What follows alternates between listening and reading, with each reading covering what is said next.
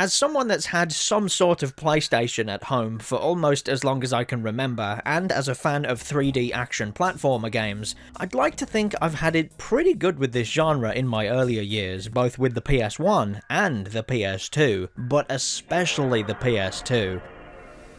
There were loads of these to choose from, and obviously I've got some of the bigger series like Jak and Daxter and Ratchet and Clank, but perhaps to the surprise of a few of you, there's no sneaky raccoon to be seen anywhere here in my stack of PS2 platformer games. Well, you know, maybe except for this one. Yeah, it's not for any specific reason or anything, I just never got around to playing the Sly Cooper games back then, and while this isn't the first time the series has been re-released, more on that later on by the way, I figured with the most recent version dropping onto PS5 and PS4, I now have a pretty convenient way to play these games and make a video, so yeah, why not? Let's grab our heist gear and get to doing some sneaky platforming. Okay, so right off the bat, I may as well start off with talking about Sucker Punch Productions a little bit. I love their little animation for the logo here, by the way. It's so good.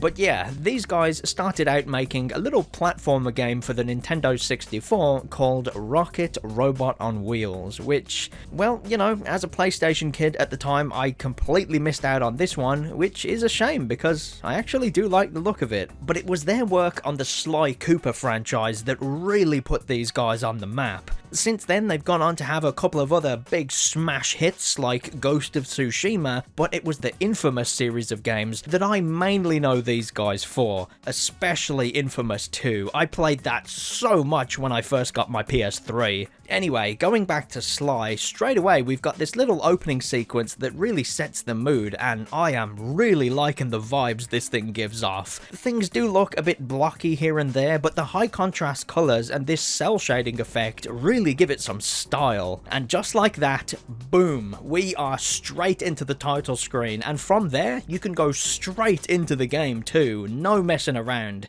Story-wise, I'd say things are a lot more simple and easy to understand than this game makes it out to be at first glance. Basically, this opening level is all about our main character, Sly Cooper himself, breaking into police headquarters to recover a file about his family. And from there, the entire game is basically a vengeance story, as Sly is going after a gang called the Fiendish Five, who his parents and stole the Cooper clan's most valuable possession, a detailed journal and thieving guidebook called the Thievius Raccoonus. And that's basically it, really. There's quite a lot of backstory thrown at you here during this opening cutscene after the prologue, which explains all of that stuff, as well as how Sly met his friends, who are the ones helping him pull off this mission in the first place. And yeah, I think there's maybe a little bit too much thrown at you here. I think it would have been a little better to have this gradually roll out throughout the game, but it's not a big deal. The cutscene does look nice though, with this sort of comic book and scrapbook kind of style it has going on. And the same can be said for all of the cutscenes from beginning to end. As you play through the game, you'll get to know the main character Sly, as well as his crewmates Bentley and Murray, Sly's rival the police chief Carmelita Fox, and the members of the Fiendish Five themselves through bits of dialogue here and there, and all of their personalities really shine through here. I love Sly's confidence in everything he does, flirting with the police officer that's chasing after him, and basically willing to wing it on every mission he's on, which is then balanced out by Bentley being the tech guy in the chair, constantly worried and over-analysing everything, but also supplying Sly with useful information along the way. Bentley might come across as kind of annoying to some people though. I mean, he does whine a lot and you can't skip any of his dialogue, which I always think should be an option in games like this, more so for any future playthroughs than anything else, but I do still like Bentley. I think Sly needs to have somebody like this to butt heads with, otherwise he'd come across way too cocky and egotistical throughout the entire game, so having Bentley here to balance that out works out well for the most part. Yeah, relax, Bentley. I live for this stuff. Yeah, and that's what worries me. Each member of the Fiendish Five has their own little backstory at the start of their portion of the game, and it's pretty fun to see how each of these guys became the way they are. The only character I'd say doesn't really have any effect on anything here is Murray, which is kinda surprising considering he's placed on the same pedestal as Sly and Bentley, being one of the core characters here. But he barely does anything, and some of the things he does do, well, they're questionable and they're worth talking about later on at some point.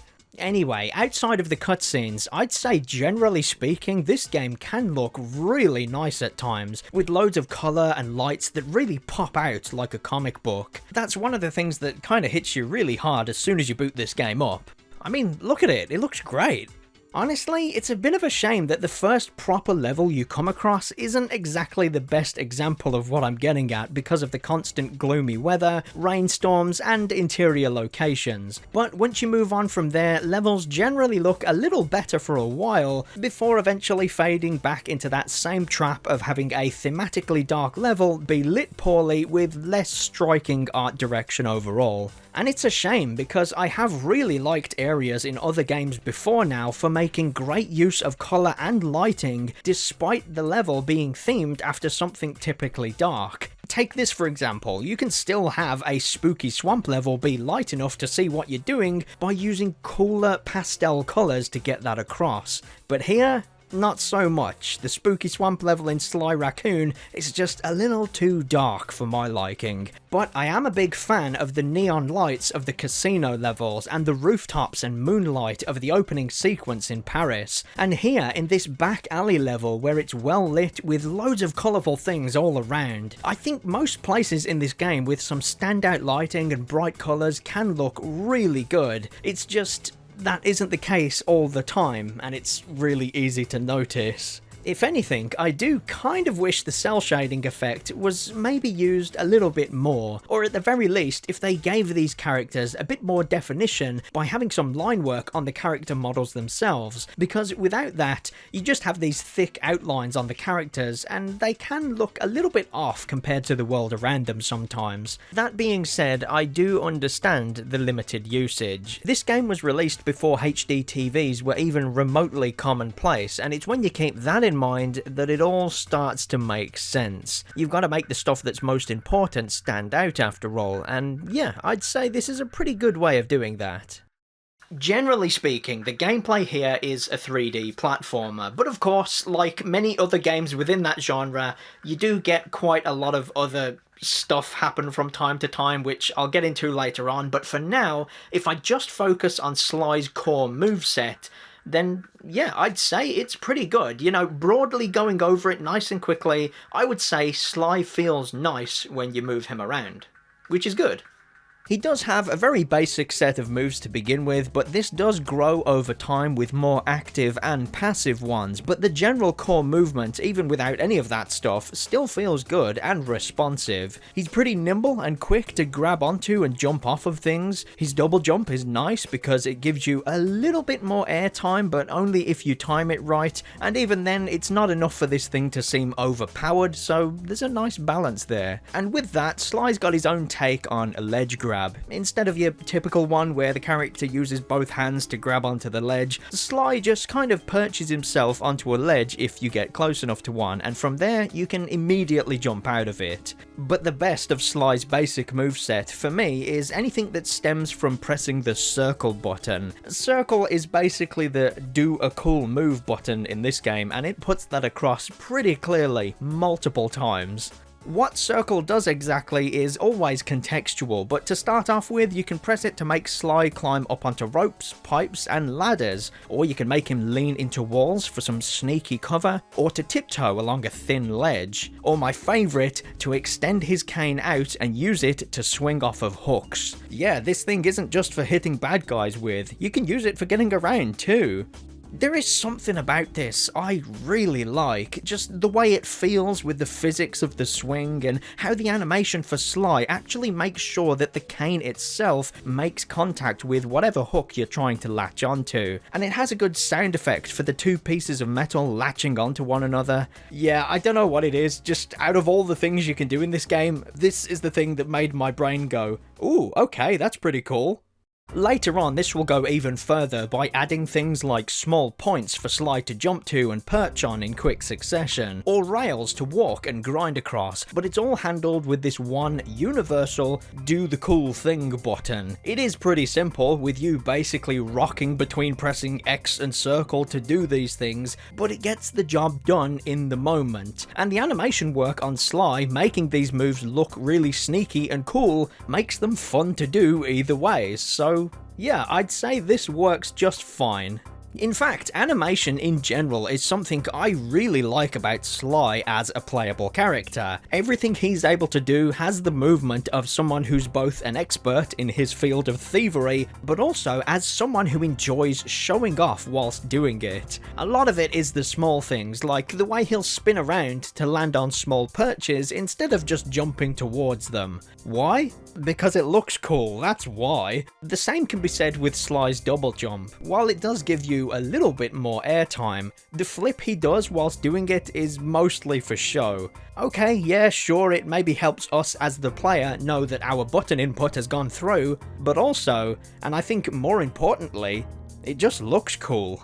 And then there's practicality, like how he'll bite onto the Cooper cane when climbing up pipes and ropes, freeing his hands so he can climb more efficiently. You know, it just makes sense. And then you've got his idle animations and how they have him constantly looking around all over the place. Maybe he's looking for things to steal, as well as occasionally looking over his shoulder in case anybody is on his tail. And speaking of his tail, the way this thing just moves around ever so slightly on its own all the time, which I know animals do because my cats do it as well. And having this animated on Sly really adds to that sort of twitchy, on-edge behaviour that I think he'd need to have thanks to constantly being chased by the police because of his sneaky thievery. It all just works together, you know, and it sells his character even more. This is great stuff. As for dealing with any bad guys, it's really straightforward. All you gotta do is press the square button to hit them with the cane, and that's it. Most enemies in this game have searchlights, so the idea is to sneak around them first, but once you get up close, you can give them a whack to get rid of them for good. Most of these guys go down in one hit, so it's not really a problem. Half the time, it's not even that you're having to deal with these bad guys themselves anyway, as there's quite a lot of areas like this that are tripwired with laser beams and spotlight traps, and Sly has to do a bunch of jumping and sneaky moving around to avoid them. Like here, where you have to make Sly hug the wall as you sneak across, just staying out of the spotlights. It's a pretty neat way of going about avoiding obstacles in a platformer game because it is so on point with what Sly is all about. Managing your health here is also really simple because if you get hit once, then that's it, you're done for. Anything beyond that, you're basically just operating on Crash Bandicoot logic, but without the invincibility. Grab a lucky charm to take an extra hit, and grab another one to stack it into 2 extra hits, and that's it. Much later on into the game, you'll unlock the option of keeping these lucky charms on you even if you land in some water or drop off of a cliff, which, yeah, that's pretty nice, I guess. My only real issue is how this game handles any of Sly's extra moves that you earn from collecting those Thievius Raccoonus pages from the vaults. Some of them are a lot more useful than others, like the dive roll attack. I think this one's pretty useful. The cap mine, which is pretty situational, but it does have its uses, although it always makes me wonder if Sly is even slightly concerned about the fact he could just blow his head clean off with this thing.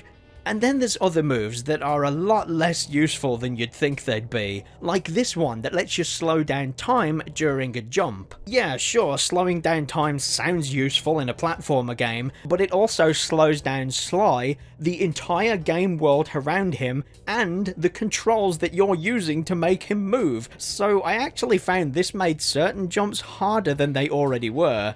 I pretty much never used this outside of playing around with it when I first got it and getting some example footage for this video.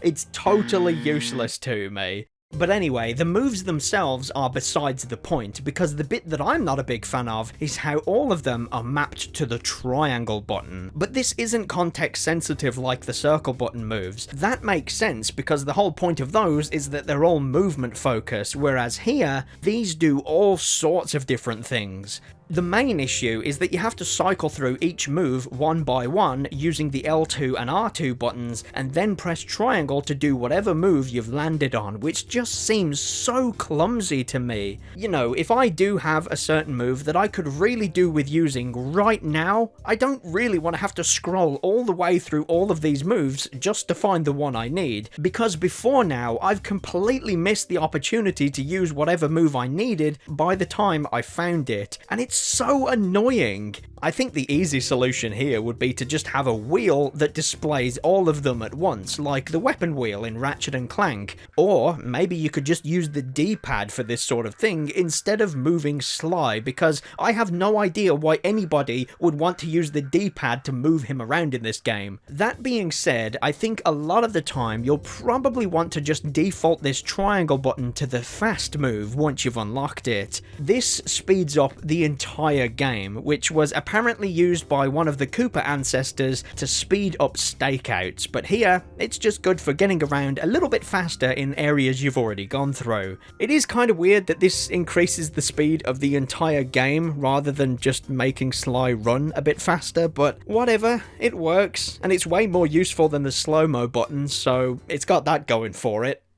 Now that I've gotten Sly's moveset out of the way, it's time to talk about what you've got to make him do here, and before I specifically go into the collectibles themselves, I'll start off by saying that as far as the structure is concerned, Sly Raccoon is a fairly straightforward, mostly linear collectathon platformer. There is a bit of variety gameplay thrown in here, but for the vast majority of the time, you'll be playing as Sly himself, sneaking through and jumping around levels in order to grab the stuff you need and move on. Your main MacGuffin here is the treasure key, and you know these are going to be the important ones because of the excellent animation and jingle you get for finding one.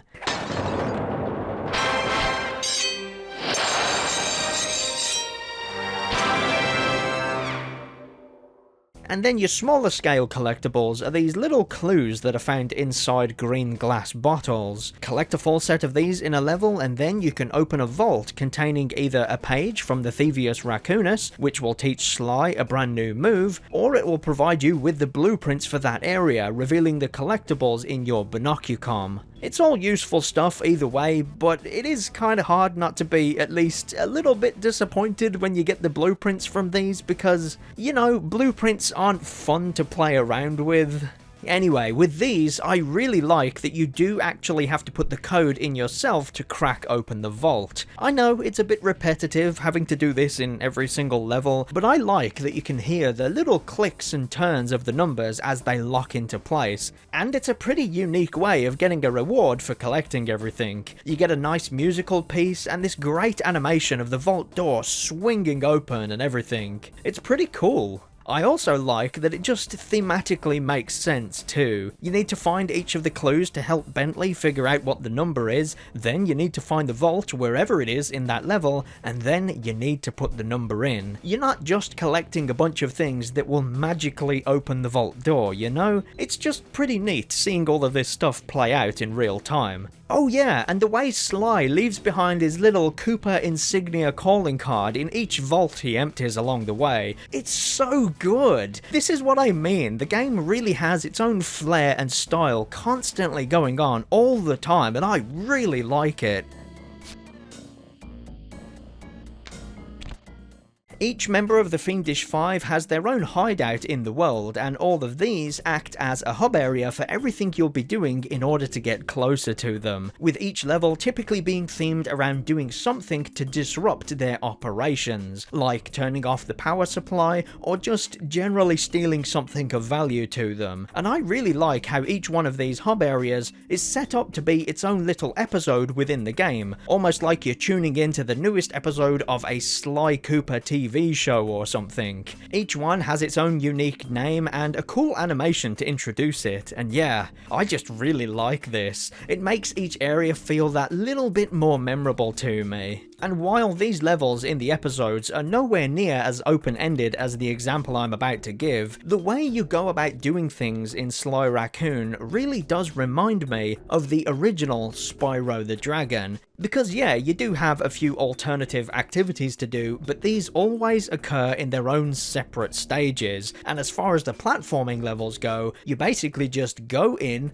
collect all of the stuff, and then get out again. No messing around, no extra objectives, no helping out NPCs, you just go in, do the things, and then leave. Which, in one sense, it's not a bad thing, because I know I'm going to enjoy jumping around most of the levels and just looking for clue bottles and stuff, but it also means there is a little bit of predictability in how the structure unfolds throughout the game, because it does follow a fairly strict pattern. Each hub area is split into 2 sub-areas, and the first one requires you to find 3 treasure keys to open up the second half. And then you need all 7 treasure keys from that hub in order to unlock the boss fight. There's always some sort of vehicle level, and there's always some sort of gameplay gimmick level, with the rest of these levels being purely platforming focused. And it never really strays away from this setup to mix things up a little, aside from the 4th world adding more vehicle stuff in for some reason, and then the final act just being the way it is. Now, I don't actually hate this setup at all, and I think it works pretty well for the most part, but it's just one of those things. It's fairly easy to see a pattern once you realise it's there. You know, it's like you're always going to conveniently need exactly 3 keys and then exactly 7 keys to get to where you need to be, even if it's as ridiculous as needing 7 keys to be able to light a giant firework. Now, to unlock these rockets, you're going to need all 7 of the Panda King's treasure keys. What the fuck are you talking about? And spotting this sort of stuff in any kind of game unintentionally breaks the 4th wall for me these days, but that's probably because I play too many video games and I have too many grounds for comparisons, so what you gonna do? The plus side to this is that this game is fairly easy to do a clean sweep of. Sure, you can get those blueprints that help you find collectibles in each of the episodes, but a lot of the time I don't think you'll need them. Some levels did have a couple of fairly well hidden clue bottles, nothing a second run through the level being more observant didn't sort out, so for the most part, going for 100%, at least for the collectibles, is pretty easy here. Except where for one level, and one level only, the game pulls a fast one on you and is like, "Oh, I'm sorry, Sly, but you need to beat the final boss before you can open this vault." And it's like, why? This level has nothing to do with him, and this is the only time that ever happens, so it seems so out of place, but okay then, whatever. It's not that big of a deal to come back here, but the reward you get for doing this seems so random. It lets you stun the guards, which is not really that big of a deal, I think. I don't know, this game made it out to be this ultra super game-breaking special ability, but yeah, this doesn't seem like that to me. You know, you've already finished the game by the time you come back here and unlock this move, so I don't even think it's that useful anyway? Yeah, I don't know, it's kind of weird. Anyway, with a map screen that lets you teleport back to any previously completed level, it's not really that big of an issue. If you are going to go back and collect everything once you've beaten the main game, then yeah, it's pretty easy to do. I just never ended up needing to do that because I did a clean sweep, except for that one level where I call bullshit. But there you go. And now it's time to go back and talk about Murray some more. Thankfully, there's not too many levels featuring this guy because whenever he shows up, it's pretty much guaranteed to be a mediocre level at best and a boring or annoying one at worst. You don't control Murray yourself, so you're always helping him do something else, or making him drive the van, or something like that. Yep, if you've played literally any other 3D platformer from around about this time, You already know what I'm getting at. It's the other gameplay. You know, it's not the platforming, it's not the combat and any of the boss fights. It's all of that other random bullshit that gets thrown in there for a bit of variety, which I'm not against if it is fun. But yeah, a lot of the time here, it's not very fun. The thing is, most of this stuff here isn't completely terrible, it's just here, taking up time. Time I'd much rather be just playing as Sly, but there it is. That's how these things go sometimes. And unfortunately for Murray, a decent amount of this other gameplay bullshit is happening because of him. He's the one that gets involved in a race, which means now you have to drive the van around with these awkward physics and finish first. He's the one that gets ambushed by mobsters, which means now you have to do a turret section in order to protect him, because obviously turret sections are the best thing in the world, and this is exactly what I'm getting at. If you see a level that involves this guy, then prepare yourself for something. It's usually not something good, but it's something. It's bad enough that Murray doesn't really contribute anything to the story here, but it's made even worse for me on a personal level because he literally fell off the path he was supposed to take during this stupid poo-poo head turret section and soft-locked the entire game. You're awful. Thankfully, you can spot these kinds of levels from a mile away by approaching the doorway to it and seeing what collectibles are found inside. If there's just a treasure key with no vault and no time trial, then it's definitely one of these kinds of levels, so I'd usually get those out of the way first. That's not to say all of this other gameplay is outright bad or anything. In most games, I can get along with this sort of stuff just fine if it's a quick bit of fun, and that's still the case here, but that's only true half the time. Like this one here. What's this all about? Why are you making me do this? For this sort of stuff, I am glad it's mostly limited to 1 or 2 levels out of 7 in each area. Mostly. The swamp and mountain levels gradually start to add an extra 1 or 2 in, culminating in even more at the very end of the game, but we'll get to that when we get to that. I know these kind of games usually need some sort of extra ingredient thrown in to mix things up every now and then, so we're not doing the exact same thing the whole way through the game. But the amount of this sort of stuff here in the second half of Sly Raccoon is dangerously close to being too much for me. You know, it's like we are on the edge of the mountain here. One more nudge in the wrong direction and this game is done for. Before moving on to the next area, you do of course have to go up against the big bad guy of the one you're in, and while again, I really like the character designs, the little prologue and epilogue cutscenes, and learning a new move from one of Sly's ancestors by retrieving a Thievius Raccoonus page, the boss fights themselves aren't anything to shout about really. Most of these are fairly standard, with you just moving around and going for any obvious weak points. The fights against Raleigh and the Panda King were so easy in that respect, it's not even worth me going into why that was. The one against Mugshot is a little tedious if you mess it up towards the end and have to redo everything, but it's still fairly easy. Then you've got this one, which is a musical themed fight against Ms. Ruby, and this one probably ended up being my favourite, just because it did something different and provided a little bit of challenge.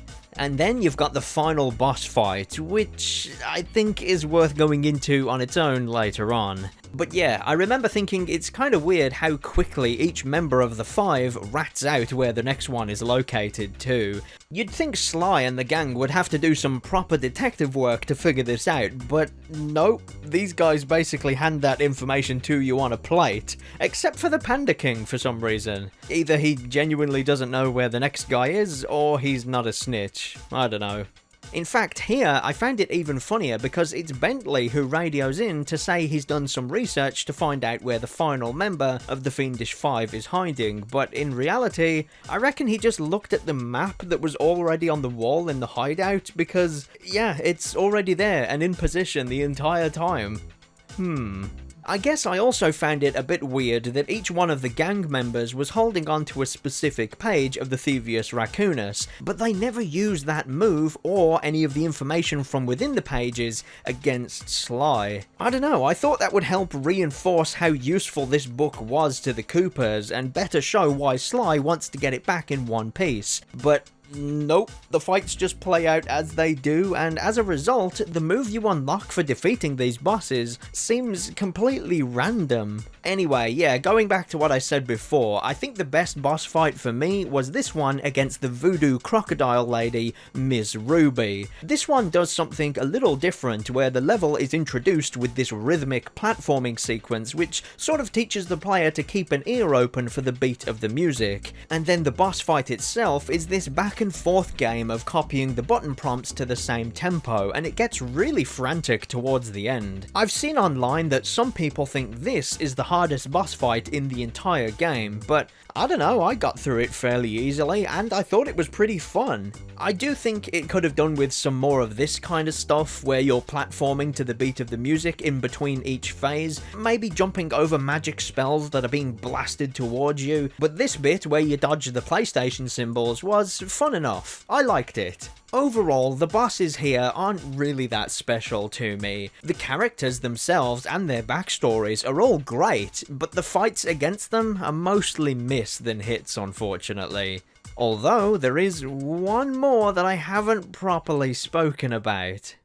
Okay, so while this is a fairly old game now, I am going to put a spoiler warning up for talking about the ending, because I kind of feel like Sly Raccoon has gained a new audience thanks to it landing on PS4 and PS5, but also because I guess the story here is pretty good, with a lot of genuine character and personalities, so if you don't want to know what happens, I'll provide you with a time to skip to, and if not, then, yeah, stick around, I guess. I don't know, do what you want.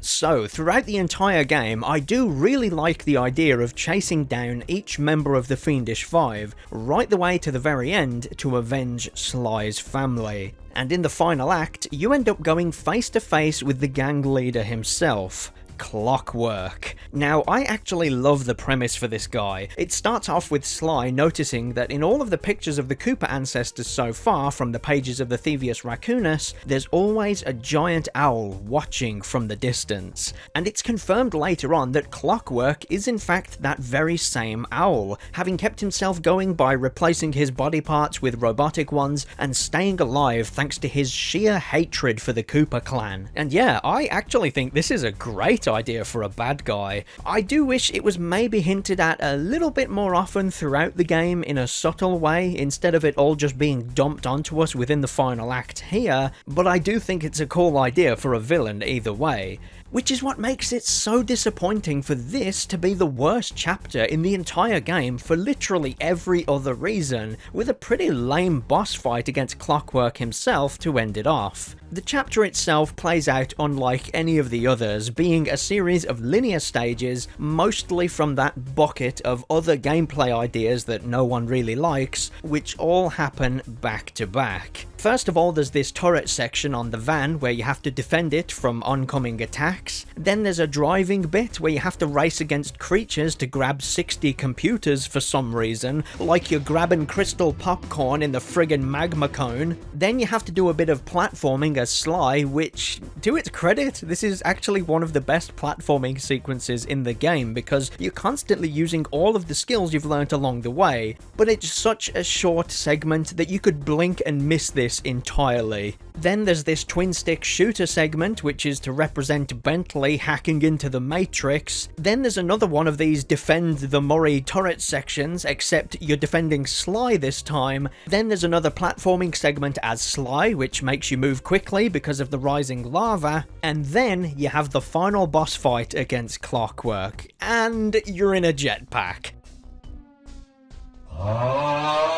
And yeah, you just move Sly around and fire the guns at Clockwork whenever a part of his body becomes obviously vulnerable. Then there's another bit where you do exactly the same except you fly through some rings, Star Fox 64 style. And then you've got one final platforming sequence before you get close enough to him to smack him over the face with the cane a few times and call it a day. Yeah, it all just feels a little rushed. Which is a shame, because in the moments where Sly and Clockwork are talking to one another, and Clockwork is telling the story of how he became this monstrous creature of pure hatred, and that his plan is to wipe out the entire Cooper family line from the history books forever, it is so badass. And thematically, having these two characters almost be polar opposites of one another, with Sly having shown that he lives in the moment and he wings it through life and missions, quickly moving on to the next thing if he needs to, versus this giant owl who has a grudge so big that he's willing to stay alive for literally hundreds of years just so he can stay pissed off at the entire Cooper bloodline. I kinda love this. This is really cool. The tone, the location of his base, the character design and speech patterns of Clockwork himself, it's all really good stuff. So it's also an idea that I feel deserved way better than what we got here in the final act, at least in terms of the moment-to-moment gameplay. Because as good as that one incredibly short platforming sequence was, there's just a barrage of other crap here at the end of the game that I'm not too impressed with, which is a shame because I thought the inclusion of more vehicle stuff in the Panda King episode was to get that out of the way for something truly great at the end of the game. But yeah, this isn't that, unfortunately. On the plus side, I think the story ended just fine, and I really enjoyed seeing Sly go face to face with his family's greatest adversary. After everything is said and done, Carmelita even goes easy on Sly, giving him a 10-second head start to run away again, which of course he uses to play on the chemistry they both have for one another, and it's great to see. All of these characters throughout the game have so much character. Well, except for Murray. I, for one, would have really liked to see more Clockwork throughout the game because I just found him to be a really interesting character. And aside from the last hour or so of gameplay being a bit underwhelming, the rest of the game was really good, so I can't get too hung up on what happened here. For extra content, you can then go back to each level to try out a Master Thief Sprint, which is basically a time trial mode, and to be fair, these were pretty good. Normally, I'd say I'm not too bothered about completing these, but the reward you get for doing them here is at least kind of interesting, with a behind-the-scenes commentary from members of the development team talking about how they designed parts of the level you're playing, as well as other aspects of the game and the team themselves. I doubt I'm going to do every single one of these, but trying to actually complete these time trials without running out of time was a lot more fun than I thought it would be, so they've got that going for them, I guess. Now, before I finish up my thoughts and wrap everything up, as mentioned earlier on, this recent re-release on PS4 and PS5 isn't the only re-release that the original Sly Raccoon has had over the years. Back on the PS3, there was the HD collection, which compiled the trilogy into one HD widescreen package. Apparently there's quite a lot of smaller changes made to all three games here, especially the first one, but I don't really know too much about any of that stuff. Although, you only have to just look at this thing for 1 second to see that they've toned down the cell shading effect, which, well, I don't know about that, to be honest. It looks way better on the PS2 version if you ask me, but okay then. You can also play these versions on the PS Vita, which to me is even neater because of the portability of them. Which brings me to this version I've been playing on the PS5. There's not too many bells and whistles here really, it is literally just the PS2 game as it was with no changes made in its original 4:3 aspect ratio. But I'd still say this looks pretty good. Stylish looking games with a good art style that strays away from realism do tend to stay looking good after all, and that's still mostly the case here. There's also some trophies to get, including a platinum, which wasn't too difficult to do if you care about that kind of stuff. And with these, I do like that a few of the trophies make you try to complete levels in different ways, rather than just dishing them out for collecting everything along the way. I think the rewind is a good feature and would be pretty helpful for most people out there, but I played the game fairly straight, simply for the sake of my footage not being interrupted with this emulation menu all the time. The save states were pretty handy though, for just skipping through the boot up sequence. You know, if I came back to playing this game after a day or two, it's nice to be able to just immediately jump back to where I was without sitting through the logos again. One change I did make that felt really good, and one that I'd recommend to everybody, is this screen here that lets you rebind the controls. I kept everything almost the same except for the right stick, where you can make it work the opposite way round, which basically forces the camera to be normal instead of inverted. Yeah, back then a lot of PS2 games still operated on these inverted camera controls, and a lot of those never gave you the option to flip the camera controls around to what we're used to today. So I do like having a menu like this that basically lets you brute force the game into having the camera controls that you want. For what it's worth, the HD collection does have this camera control scheme by default, but I do think convenience is something I appreciate a lot more now that I'm older, and for most people I think just clicking a button on their PS4 or PS5 to play this is probably a lot easier than digging out a PS2, a PS3 or a PS Vita. And if you're already a big fan of Sly Raccoon, then I guess this is a pretty easy way for you to play the original as it was intended without the changes introduced by the HD collection. Not that I know or care what any of those changes are right now, but you know, that's going to be pretty important for some people out there I'm sure, so there you go.